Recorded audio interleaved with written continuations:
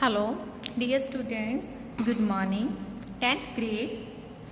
मंच महक lesson number 5th ਫੁੱਲਾਂ ਨੂੰ ਕਿਤਾਬਾਂ ਵਿੱਚ ਨਾ ਰੱਖੋ ਜੋ ਕਿ ਪਾਲੀ ਭੁਪਿੰਦਰ ਸਿੰਘ ਨੇ ਲਿਖੀ ਹੋਈ ਹੈ।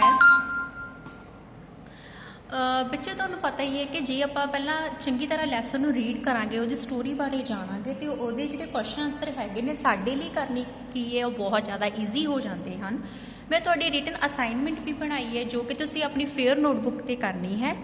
ਤੇ ਆਪਾਂ ਹਾਫ ਸਟੋਰੀ ਰੀਡ ਕਰ ਲਈ ਸੀ ਬੱਚਿਓ, ਜੋ ਹਾਫ ਸਟੋਰੀ ਆਪਣੀ ਰਹਿੰਦੀ ਹੈ ਆਓ ਆਪਾਂ ਪਹਿਲਾਂ ਉਹਨੂੰ ਇੱਕ ਵਾਰ ਚੰਗੀ ਤਰ੍ਹਾਂ ਰੀਡ ਕਰਦੇ ਹਾਂ।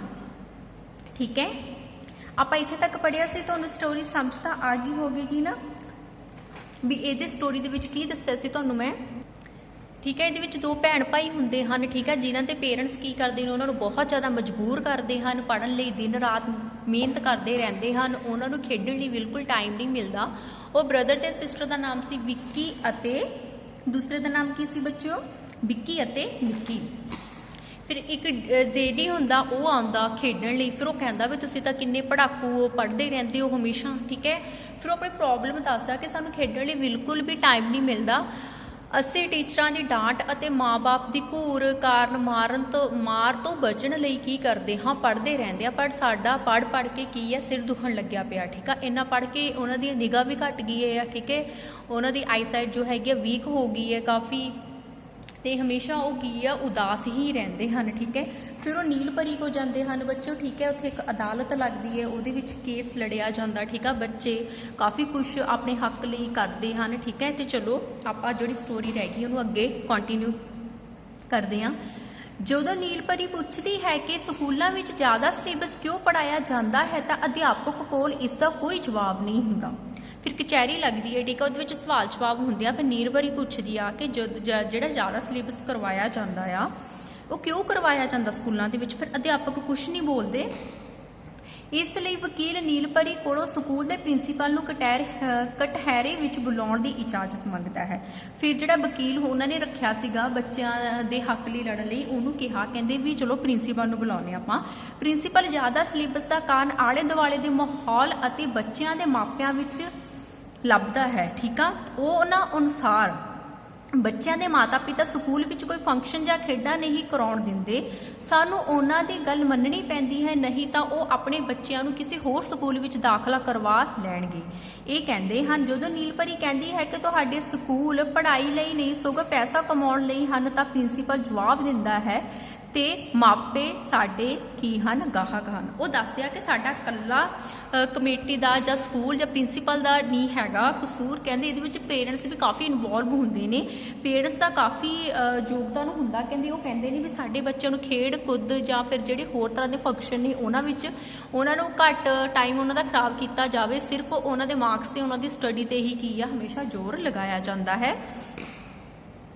ਫਿਰ ਮੰਮੀ ਪਾਪਾ ਦਾ ਆਉਣਾ। ਪ੍ਰਿੰਸੀਪਲ ਤੋਂ ਬਾਅਦ ਕਟਹਿਰੇ ਵਿੱਚ ਬੱਚਿਆਂ ਦੇ ਮੰਮੀ ਪਾਪਾ ਨੂੰ ਬੁਲਾਇਆ ਜਾਂਦਾ ਹੈ। ਉਹਨਾਂ ਦਾ ਤਰਕ ਹੈ ਕਿ ਇੰਜੀਨੀਅਰ ਜਾਂ ਡਾਕਟਰ ਬਣਨ ਲਈ ਮਿਹਨਤ ਤਾਂ ਕਰਨੀ ਹੀ ਪਵੇਗੀ ਕਿਉਂਕਿ ਇਹ ਹੀ ਅਜਿਹੇ ਧੰਦੇ ਹਨ ਜਿੱਥੋਂ ਪੈਸਾ ਮਿਲਦਾ। ਠੀਕ ਆ, ਫਿਰ ਪ੍ਰਿੰਸੀਪਲ ਤੋਂ ਬਾਅਦ ਕਿਹਦੀ ਵਾਰੀ ਆਉਂਦੀ ਹੈ ਬੱਚੇ, ਉਹਨਾਂ ਦੇ ਪੇਰੈਂਟਸ ਦੀ ਵਾਰੀ ਆਉਂਦੀ ਆ। ਉਹ ਦੱਸਦੇ ਆ ਕਿ ਅਸੀਂ ਇੰਨੀਆਂ ਸਕੂਲਾਂ ਦੀ ਫੀਸਾਂ ਦਿੰਦੇ ਆ ਕਿ ਇਹਦੇ ਵਿੱਚ ਤਾਂ ਬੱਚਿਆਂ ਨੂੰ ਸਖਤ ਮਿਹਨਤ ਕਰਨੀ ਹੀ ਪਵੇਗੀ ਤਾਂ ਹੀ ਉਹ ਡਾਕਟਰ ਜਾਂ ਇੰਜੀਨੀਅਰ ਬਣਨਗੇ। ਠੀਕ ਹੈ, ਕਿਉਂਕਿ ਇਹਨਾਂ ਧੰਦਿਆਂ ਦੇ ਵਿੱਚ ਸਭ ਤੋਂ ਵੱਧ ਕਮਾਈ ਹੁੰਦੀ ਹੈ। ਕੁੜੀ ਡਾਕਟਰ ਹੋਵੇਗੀ ਤਾਂ ਦਹੇਜ ਨਹੀਂ ਦੇਣਾ ਪਵੇਗਾ, ਮੁੰਡਾ ਇੰਜੀਨੀਅਰ ਹੋਵੇਗਾ ਤਾਂ ਦਾਜ ਮੋਟਾ ਹੋਊਗਾ। ਦੇਖੋ ਆਪਣੇ ਲਾਲਚ ਲਈ ਸਭ ਸੋਚ ਰਹੇ ਆ ਨਾ ਉਹ। ਜਦੋਂ ਵਕੀਲ ਉਹਨਾਂ ਨੂੰ ਪੁੱਛਦਾ ਹੈ ਕਿ ਉਹ ਖੁਦ ਡਾਕਟਰ ਜਾਂ ਇੰਜੀਨੀਅਰ ਕਿਉਂ ਨਹੀਂ ਬਣੇ ਤਾਂ ਪਾਪਾ ਦਾ ਜਵਾਬ ਹੁੰਦਾ ਹੈ ਕਿ ਕੋਸ਼ਿਸ਼ ਤਾਂ ਬਥੇਰੀ ਕੀਤੀ ਸੀ ਪਰ ਕੰਪਾਰਟਮੈਂਟ ਹੀ ਕਲੀਅਰ ਨਹੀਂ ਹੋਏ। ਦੇਖੋ ਜਿਹੜੀ ਉਹਨਾਂ ਦੀਆਂ ਅਧੂਰੀਆਂ ਖੁਆਇਸ਼ਾਂ ਸੀ ਉਹ ਕੀ ਆਪਣੇ ਬੱਚਿਆਂ ਦੇ ਦੁਆਰਾ ਆਪਣੀਆਂ ਪੂਰੀਆਂ ਕਰਨੀਆਂ ਚਾਹੁੰਦੇ ਹਨ। ਉਹ ਦੱਸਦੇ ਹਨ ਕਿ ਸਾਡੀਆਂ ਜਿਹੜੀਆਂ ਕੰਪਾਰਟਮੈਂਟਾਂ ਨੇ ਉਹ ਕਲੀਅਰ ਨਹੀਂ ਹੋਈਆਂ, ਇਸ ਕਰਕੇ ਅਸੀਂ ਆਪਣੇ ਬੱਚਿਆਂ ਨੂੰ ਇੰਜੀਨੀਅਰ ਜਾਂ ਡਾਕਟਰ ਬਣਾਉਣਾ ਚਾਹੁੰਦੇ ਹਾਂ।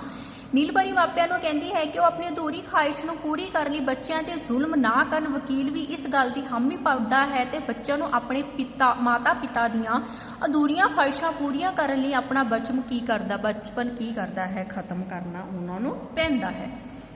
ਬੱਚਿਓ ਅੱਗੇ ਨੈਕਸਟ ਹੈ ਮੰਤਰੀ ਨੂੰ ਕਟਹਿਰੇ ਵਿੱਚ ਬੁਲਾਉਣਾ। ਫਿਰ ਅਦਾਲਤ ਦੇ ਵਿੱਚ ਕਿਹਨੂੰ ਬੁਲਾਇਆ ਜਾਂਦਾ, ਮਾਤਾ ਪਿਤਾ ਤੋਂ ਬਾਅਦ ਮੰਤਰੀ ਨੂੰ ਬੁਲਾਇਆ ਜਾਂਦਾ। ਪਹਿਲਾਂ ਦੇਖੋ ਬੱਚਿਆਂ ਨੇ ਆਪਣੇ ਪੇਰੈਂਟਸ ਨੂੰ ਕਿਹਾ, ਪੇਰੈਂਟਸ ਨੇ ਫਿਰ ਕਿਤੇ ਗੱਲ ਆਈ ਸਕੂਲ ਦੇ ਟੀਚਰਸ ਤੇ, ਟੀਚਰਸ ਤੋਂ ਬਾਅਦ ਪ੍ਰਿੰਸੀਪਲ ਸਰ ਮਤਲਬ ਕੀ ਹੋ ਗਿਆ, ਠੀਕ ਹੈ, ਪ੍ਰਿੰਸੀਪਲ ਤੋਂ ਬਾਅਦ ਫਿਰ ਪੇਰੈਂਟਸ ਤੇ ਗੱਲ ਆਈ। ਹੁਣ ਪੇਰੈਂਟਸ ਤੋਂ ਬਾਅਦ ਕਿਤੇ ਤੇ ਗੱਲ ਆ ਰਹੀ ਆ ਮੰਤਰੀ ਦੀ।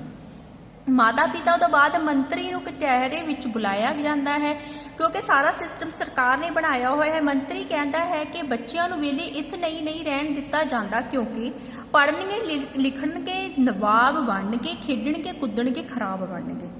ਮਤਲਬ ਕਿ ਜੇ ਪੜ੍ਹ ਲਿਖ ਜਾਣਗੇ ਤਾਂ ਉਹ ਕੀ ਨਵਾਬ, ਕੋਈ ਵੱਡਾ ਅਫਸਰ ਜਾਂ ਕੋਈ ਚੰਗਾ ਇਨਸਾਨ ਬਣ ਜਾਣਗੇ। ਕਹਿੰਦੇ ਜੇ ਖੇਡਣਗੇ ਕੁੱਦਣਗੇ ਤਾਂ ਖਰਾਬ ਕਰਨਗੇ, ਸੱਟ ਫੇਟ ਵੱਜੇਗੀ, ਲੋਕਾਂ ਦੇ ਦਰਵਾਜ਼ੇ ਖਿੜਕੀਆਂ ਭੰਨਣਗੇ ਜਾਂ ਗੁੰਡਾਗਰਦੀ ਕਰਨਗੇ। ਐਦਾਂ ਦੀਆਂ ਉਹਨਾਂ ਦੇ ਵਿੱਚ ਕੀ ਆ ਆਦਤਾਂ ਪੈਦਾ ਹੋਣਗੀਆਂ। ਜਿੰਨਾ ਧਿਆਨ ਪੜ੍ਹਾਈ ਵਿੱਚ ਲੱਗਾ ਰਹੂ ਉਨਾ ਹੀ ਚੰਗਾ। ਸੁਣਿਆ ਹੀ ਬੇਹਲਾ ਮਨ ਕੀ ਆ ਕਹਿੰਦੇ ਸ਼ੈਤਾਨ ਦਾ ਘਰ ਹੁੰਦਾ ਹੈ। ਫਿਰ ਕੀ ਮੰਤਰੀ ਇਹ ਗੱਲਾਂ ਕਹਿੰਦਾ, ਵਕੀਲ ਮੰਤਰੀ ਦੀ ਗੱਲ ਕੱਟਦਾ ਹੋਇਆ ਕਹਿੰਦਾ ਹੈ ਕਿ ਬੱਚੇ ਸ਼ੀਸ਼ੇ ਹੀ ਤੋੜਦੇ ਹਨ, ਮੰਦਰ ਮਸਜਿਦਾਂ ਤਾਂ ਨਹੀਂ ਤੋੜਦੇ, ਨਾ ਹੀ ਦੰਗੇ ਫਸਾਦ ਕਰਦੇ ਹਨ ਜਿਵੇਂ ਵੱਡੇ ਵੱਡੇ ਕਰਦੇ ਹਨ। ਠੀਕ ਆ, ਫਿਰ ਮੰਤਰੀ ਦੀ ਗੱਲ ਟੋਕਦਾ ਹੋਇਆ ਕੌਣ ਕਹਿੰਦਾ ਆ, ਦੱਸੋ ਬੱਚਿਓ?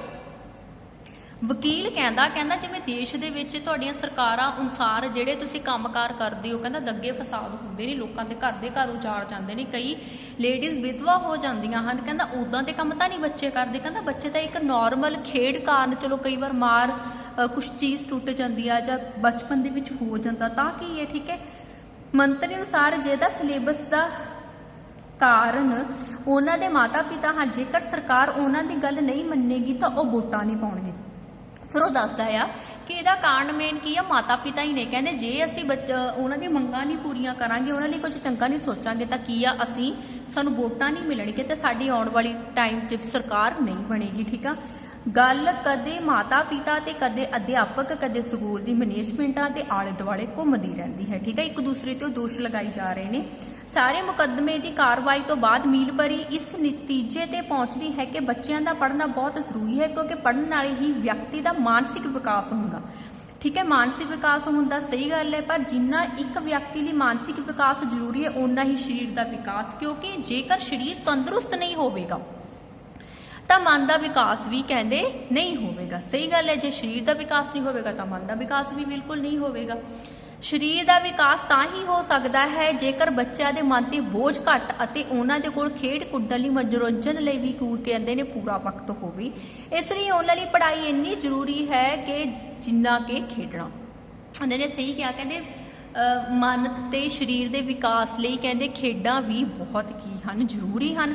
ਮੰਮੀ ਪਾਪਾ, ਪ੍ਰਿੰਸੀਪਲ, ਅਧਿਆਪਕ ਅਤੇ ਮੰਤਰੀ ਨੀਲਪਰੀ ਦੀਆਂ ਗੱਲਾਂ ਨਾਲ ਸਹਿਮਤ ਨਹੀਂ ਹੁੰਦੇ। ਨੀਲਪਰੀ ਗੁੱਸਾ ਹੁੰਦੀ ਹੈ ਔਰ ਜਾਦੂਗਰ ਨੂੰ ਇਹਨਾਂ ਦਾ ਬਚਪਨ ਯਾਦ ਕਰਾਉਣ ਲਈ ਕਹਿੰਦੀ ਹੈ। ਹੁਣ ਇਹ ਸਾਰੇ ਲੋਕ ਬੱਚਿਆਂ ਵਰਗਾ ਵਿਵਹਾਰ ਕਰਨ ਲੱਗ ਪੈਂਦੇ ਹਨ। ਉਹ ਪੜ੍ਹਨਾ ਨਹੀਂ ਚਾਹੁੰਦੇ ਸਗੋਂ ਖੇਡਣਾ ਚਾਹੁੰਦੇ ਹਨ, ਜਦੋਂ ਕਿ ਉਹਨਾਂ ਦੇ ਮੰਮੀ ਪਾਪਾ ਉਹਨਾਂ ਨੂੰ ਕੀ ਆ ਪੜ੍ਹਨ ਲਈ ਆਖਦੇ ਹਨ। ਉਹ ਅਧਿਆਪਕ ਦੇ ਬਚਪਨ ਦੀ ਕਵਿਤਾ ਗਾਉਣ ਲੱਗਦੇ ਹਨ। ਠੀਕ ਹੈ, ਫਿਰ ਕੀ ਆ, ਉਹਨਾਂ ਦੇ ਜਿਹੜੇ ਮਾਂ-ਬਾਪ ਨੇ ਜਿਹੜਾ ਇਹਨਾਂ ਨੂੰ ਪੜ੍ਹਨ ਲਈ ਇੰਨਾ ਜ਼ਿਆਦਾ ਫੋਰਸ ਕਰਦੇ ਨੇ, ਉਹਨਾਂ ਨੂੰ ਕੀ ਆ ਉਹਨਾਂ ਦਾ ਬਚਪਨ ਯਾਦ ਕਰਵਾਇਆ ਜਾਂਦਾ ਹੈ। ਇਸ ਦੀਆਂ ਆਖਰੀ ਸਤਰਾਂ ਦੇ ਨਾਲ ਫੇਡ ਆਊਟ ਹੁੰਦਾ ਹੈ, ਫੇਡ ਇਨ ਹੁੰਦਾ ਹੈ। ਸੋਫੇ ਤੇ ਹੀ ਲੇਟੀ ਪਈ ਨਿੱਕੀ ਨੂੰ ਉਸਦੀ ਮੰਮੀ ਪੂਰੇ ਗੁੱਸੇ ਨਾਲ ਝੰਜੋਰ ਕੇ ਜਗਾਉਂਦੀ ਹੈ ਅਤੇ ਨਾਰਾਜ਼ਗੀ ਜ਼ਾਹਰ ਕਰਦੀ ਹੈ। ਪਾਪਾ ਉਸ ਨੂੰ ਬਸਤਾ ਚੁੱਕ ਕੇ ਜਾਣ ਲਈ ਕਹਿੰਦੇ ਹਨ। ਬੱਚਿਆਂ ਨੂੰ ਬਸਤਾ ਫਾਂਸੀ ਦੇ ਫੰਦੇ ਵਰਗਾ ਲੱਗਦਾ ਹੈ। ਠੀਕ ਹੈ ਬੱਚੇ, ਉਹ ਜਿਹੜੀ ਕੁੜੀ ਸੀਗੀ ਨਿੱਕੀ, ਉਹ ਇਹ ਸਾਰੀ ਨਿੱਕੀ ਪਰੀ ਦੀ ਕਹਾਣੀ ਸੋਚ ਰਹੀ ਸੀ। ਉਹਦੇ ਵਿੱਚ ਇਹ ਅਦਾਲਤ ਲੱਗਦੀ ਹੈ, ਇਹਦੇ ਵਿੱਚ ਦੱਸਿਆ ਜਾਂਦਾ ਕਿ ਜਿਹੜਾ ਸਾਡਾ ਐਜੂਕੇਸ਼ਨ ਸਿਸਟਮ ਆ ਉਹ ਕਿੱਦਾਂ ਦਾ, ਇਹਦੇ ਵਿੱਚ ਬੱਚਿਆਂ ਦੇ ਹੱਕ ਬਾਰੇ ਵੀ ਸੋਚਣਾ ਚਾਹੀਦਾ, ਉਹਨਾਂ ਨੂੰ ਖੇਡਾਂ ਲਈ ਵੀ ਟਾਈਮ ਦੇਣਾ ਚਾਹੀਦਾ। ਠੀਕ ਆ, ਸਟੱਡੀ ਦੇ ਨਾਲ ਨਾਲ ਸਾਡੇ ਜੋ ਸਰੀਰ ਲਈ ਹੈ ਉਹ ਵੀ ਕੀ ਕਹਿੰਦੇ ਹਨ, ਖੇਡਾਂ ਬਹੁਤ ਜ਼ਰੂਰੀ ਹਨ। ਮੈਨੂੰ ਉਮੀਦ ਹੈ ਕਿ ਤੁਹਾਨੂੰ ਇਹ ਸਟੋਰੀ ਬਹੁਤ ਜ਼ਿਆਦਾ ਵਧੀਆ ਲੱਗੀ ਹੋਵੇਗੀ। ਠੀਕ ਹੈ, ਤੇ ਇਹਨਾਂ ਦੀ ਮੈਂ ਫਸਟ ਅਸਾਈਨਮੈਂਟ ਵੀ ਬਣਾਈ ਹੈ। ਚਲੋ ਬੱਚੇ, ਆਪਾਂ ਜ਼ੈਡੀ ਦੇ ਕਰੈਕਟਰ ਬਾਰੇ ਵੀ ਪੜ੍ਹ ਲੈਂਦੇ ਹਾਂ। ਠੀਕ ਆ, ਇੱਕ ਨੀਲਪਰੀ, ਨਿੱਕੀ ਤੇ ਜੋ ਨੀਲਪਰੀ, ਠੀਕ ਆ, ਉਹਨਾਂ ਬਾਰੇ ਵੀ ਆਪਾਂ ਪੜਾਂਗੇ। ਆਪਾਂ ਇਸ ਏਵੀ ਦੇ ਵਿੱਚ ਜ਼ੈਡੀ ਬਾਰੇ ਪੜ੍ਹਦੇ ਹਾਂ। ਜ਼ੈਡੀ ਇੱਕ ਇਕਾਂਗੀ ਦਾ ਕਮੇਡੀਅਨ ਹੈ। ਉਹ ਬਰਡਨ ਅਤੇ ਵਿਅੰਗ ਕਰਦਾ ਹੈ, ਸਿਹਤ ਦਾ ਭਾਰਾ ਹੈ, ਉਸ ਦੀਆਂ ਅੱਖਾਂ ਤੇ ਐਨਕਾਂ ਹਨ ਤੇ ਗੱਲ ਕਰਦਾ ਉਹ ਡਾਂਸ ਕਰਦਾ ਹੈ। ਉਹਦੇ ਮਾਤਾ ਪਿਤਾ ਉਸ ਨੂੰ ਪੜ੍ਹਨ ਲਈ ਕੀ ਆ ਮਜਬੂਰ ਨਹੀਂ ਕਰਦੇ। ਉਸ ਅਨੁਸਾਰ ਜ਼ਿੰਦਗੀ ਦੇ ਬਾਕੀ ਕੰਮ ਬਾਅਦ ਵਿੱਚ ਹਨ, ਪਹਿਲਾਂ ਸਿਹਤ ਜ਼ਰੂਰੀ ਹੈ।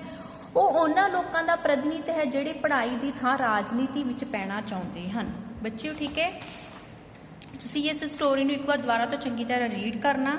Thanks, have a nice day.